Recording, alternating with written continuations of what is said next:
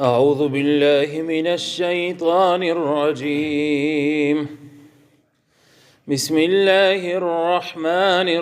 الرحيم. ولو أنهم آمنوا واتقوا لمثوبة من عند الله خير لو كانوا يعلمون. يا أيها الذين آمنوا لا تقولوا راعنا وقولوا انظرنا واسمعوا وللكافرين عذاب أليم. ولو أنهم أو كچري دوی آمنوا ایمان راوړی وي واتقوا او تقوی اختیار کړی وي لمثوبة نخامخا ثواب بوي د دوی د پاره اجر بوي من عند الله فنزد الله رب العالمین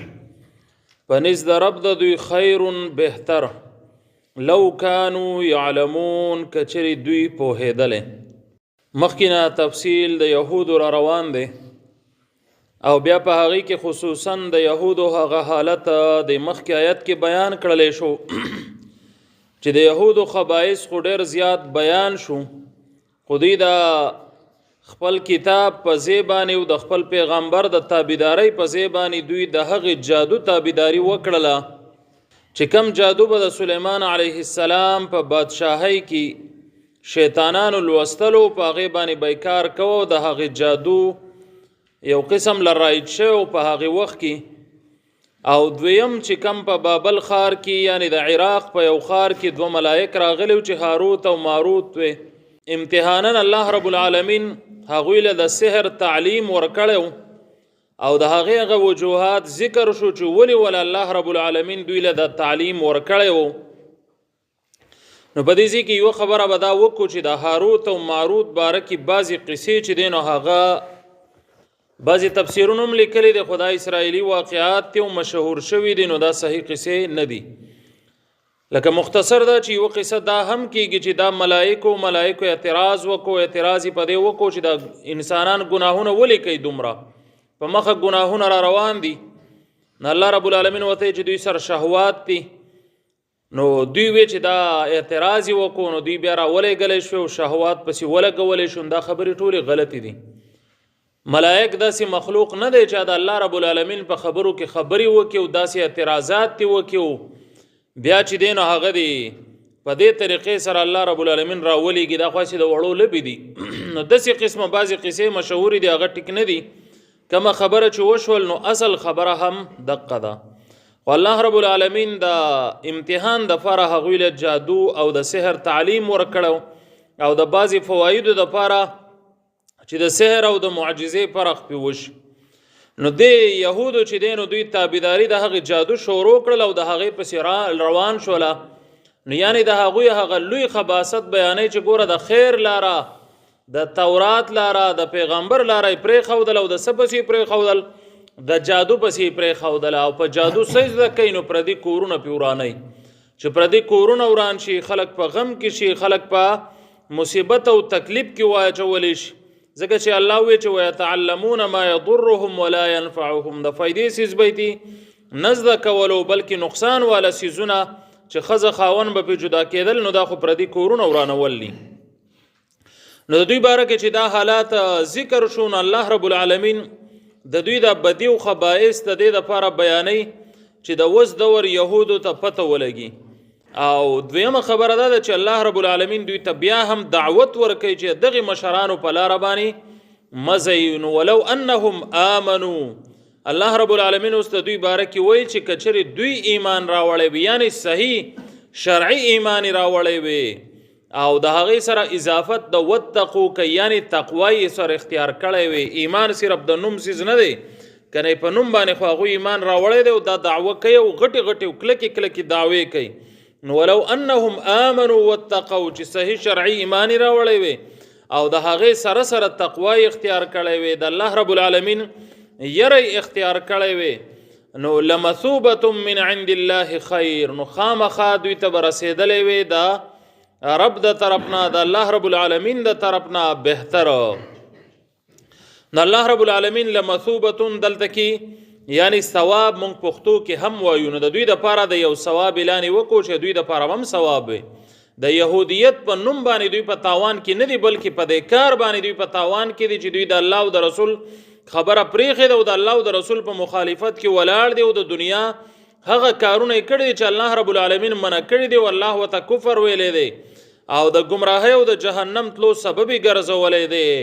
نو د دې آیت مقصد څه شو مطلب دا شو چې په يهودیت په نوم باندې دوی په تاوان کې نه دي چې ګنې په هغوی باندې دا نوم پروت دی بل زمونږ او تاسو دپاره پکې یره ده چې که دا لاره فرض که مونږ او تاسو اختیار کړو بیا نو دا جادو خلک ولې اختیاروي جادو په دې اختیاروي چې دې کې دا ښې خبرې خلک ووایي لکه زمونږ زمانه کې هم جادو عام دی په دې ټي وي او په دې سیزونو او په دې اخبارونو او په دیوالونو یې لیکلي پلانکې بابا نجوم او پلانکې او هر کار په ګارنټۍ سره او داسې قسمه محبوب آپ کې قدموں میں او داسې قسمه جملې چې نو سړی خو ډېر خوشحاله چې هلکه زما په لاس کې دي داسې اختیار او مزید یو چې څه کول غواړم هغه به کولی شم نو د دنیا شهواتو طرف ته انسان روان شي نو ځکه دغه خبرې خوښوي نو ولو انهم آمنوا واتقوا لمثوبة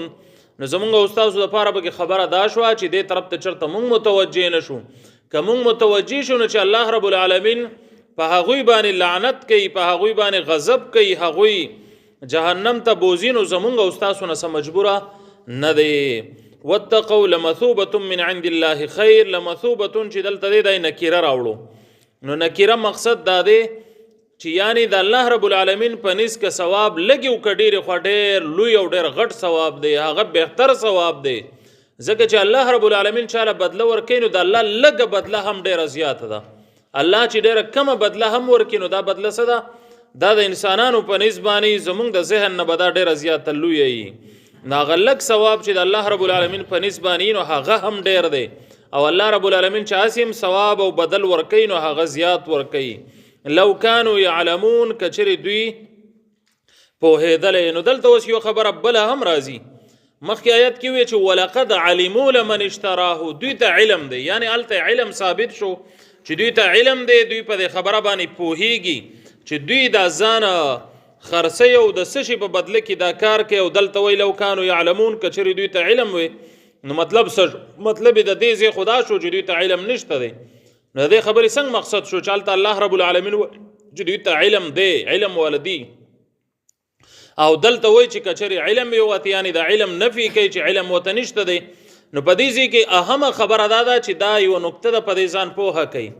مراد دا دی چې یو سړي ته علم شته دی خو سره د علم نه چې دی عمل نه کوي نو د ده مثال د جاهل دی بلکې د جاهل نه هم بیا دا څه دی دا بدتر دی لکه پښتو کې موږ مثال وایو چې په خر باندې د کتابونه بار کړي لکه مثال به اوس موږ داسې ووایو موږ او تاسو ټول مسلمانان یو د ډیرو مسایلو راته پته ده سره د پتې نه هغه کارونه موږ نه کوو نو دقه شان دا علم چې دی هغه فایده نه کوي چې په هغې باندې عمل نه دا سړی بیا په شان د بې علمه دی علم خو هغه دی چې د الله رب العالمین یره پیدا کړي هغې عمل طرف ته تا راکاږي نو که تا هغې عمل ته نه راکاږي لکه اوس مونځ فرض دی که نه دی ماسخوتن دا مونځ فرض دی که نه دی نو دا خلک چې نه کوي نو سم خیال دوی ته علم شته د دوی علم او بې علمي برابر ده که نه ده دا سهار مونځ فرض دی که نه دی دا جمع لازم ده که نه ده نو دا څوک چې نه کوي ولې دوی ته دې خبرې علم نشته ناپوهتیا ده یا ایها الذین آمنوا بیا الله رب العالمین وی اے ایمان والو لا تقولوا موای راعنا لفظ د راعنا وقولوا او وای تاسو انظرنا لفظ وای یعنی نظر وک مونږ ته واسمعوا او واورئ یعنی عمل وکئ وللکافرین عذاب علیم او د فاره د کافرانو عذاب دردناک دی وس الله رب العالمین په دې ځای کې ایمان والو ته حکم کوي او د دوی بلې و خبره چې دی نو هغه بیانوي چې هغه دا د یا ایها الذین آمنوا لا تقولوا راعنا تاسو وی ایمان والو دا راعنا مه وایئ نو راعنا څه ته وایي راعنا چې دی ته وایي موږ ته نظر وکا یا موږ ته لږه ټیم راکا یا زمونږ لحاظ وساته داسې قسمه معنی راځي شان نزول داسې دی چې کله به رسول مبارک صلی الله علیه وسلم یو مجلس کې صحابه به ورسره ناست او د الله رسول به یو خبره وکړله او بیا به د هغې طرف نه بل طرف ته متوجه شو نو دې صحابو به آواز وکړو چې په خبره به سم نو پوهه شوي نو وی به یاره یا رسول الله راعنا یعنی مونږ له لږ غونته کې ټیم راکا زمونږ لږ لحاظ وساته یا مونږ لږ په تفصیل باندې په دې خبره باندې پوهه کا مطلب بیداو چې زمونږ لحاظ وساته مونږ له لږ نور ټیم راکا چې په دې خبره باندې پوهه شو نو دا یهود خو ټول عمر د پیغمبرانو د دوی د ګستاخی د دوی د بیادبۍ او د سپکوالي دپاره الفاظ لټیل د لفظ او د وخه او چې څه قسمو په لاس ورځي نو هغه کار کوي نو دوی چې راعنا لفظ واورېدو نو د دې نه غلطه لار اختیار کړه دوی به پیغمبر ته آواز کوو د ژبې چې دی نو هغه به کږې کړی پکې نو دوی به راعینا نو بیا د دې معنی به داسې راتله چې راعي چې دی نو هغه څه ته وایي شپنکي ته وایي چې د خلکو دا ګډې بیزې چې دی نو هغه سره یي نو دوی به ای زمونږ شپنکیه یعنی د پیغمبر هغه بیزتي چې دی او سپکاوی چې دی هغه به مرادو ځکه چې دوی په ژبه کې هم د شپنکي ته وایي یا چې کم دی نو په عبرانۍ کې د دوی په ژبه کې راعي چې دی نو دا قمقل ته وایي نو راعینا یعنی داسې الفاظ به وي چې زمونږه قمقله دا د هغوی الفاظ دي نو چې هر قسمه د هغوی ته مرادو بل ځای کې الله رب العالمین داسې وایي چې په دې کې دا ژبه چې دی نو دا به یې کږه کړله راعنا لیم بالسنتهم په دې راعنا کې به دا ژبه چې دی دا به یې کږه کړل لکه راعینا دا به یې لږ راخ کودو دا لفظ به بدل کو غلطې ترجمې ته به لاړله چې غلط مقصد ته دوی حاصل کی نو بیا یو ځل داسې وشوله چې سعد ابن معاذ رضی الله عنه د دوی په ژبه پوهېدلو یو مجلس کې ناست دی چې دوی دا لفظ ووایي ناپوهه شو نه ډایرکټ پاسېدو توره یې راواخیستله او دوی ته یې وویل چې که دا نن نه بعد ستاسو نه ما دا لفظ واورېدو نو چې سټونه هم پرې کړم ځکه چې د دوی په ژبه پوهېدو نه پوه شو چې دوی مقصد خو بل دی دا خو بیادبي کوي د نبي اکرم صلی الله علیه وسلم نو دوی ولا جواب ورکو چې ښه تاسو چې په خپله وایه نو صرف زمونږ دپاره جرم دی نو الله رب العالمین دا آیاتونه راولېږل چې یا ایها الذین آمنوا لا تقولوا راعنا ای ایمان والو تاسو هم دا راعنا لفظ مه وایئ نو ګوره په دې ځای کې دوه خبرې د یادولو دي یوه خبره دا ده چې د کفارو سره په قول او فعل کې چې دی نو مشابهت نه دی پکار د کفارو سره په قول او فعل کې مشابهت نه دی پکار دویمه خبره دا ده چې بعضې الفاظ ټکي د یو په نس ټکي خو د بل په نس باندې غلطي یو ژبه کې ټکي خو بله ژبه کې صحیح هغه غلطي یا یو سړی ته ښه مقصد لري خو بل سړی چې دی د هغې نه غلط مقصد لري کله شرک بدعت یا بل ځای ته بیادبۍ ته خبره رسي نو د داسې الفاظو نه چې دی پرهیز کول پکار دي او د کفارو سره قولي او فعلي مشابهت نه ځان ساتل پکار دي لکه دوی به داسې هم وي چې کله به سلام اچو نو به السلام علیکم دا السلام علیکم پسې به السلام علیکم مرګ دی وي په تاسو باندې یعنی صحابو ته او پیغمبر ته به د دعا پسې څه کوله خیرې به یې کولې نو الله ولا هغه خبرې هم ظاهرې کړې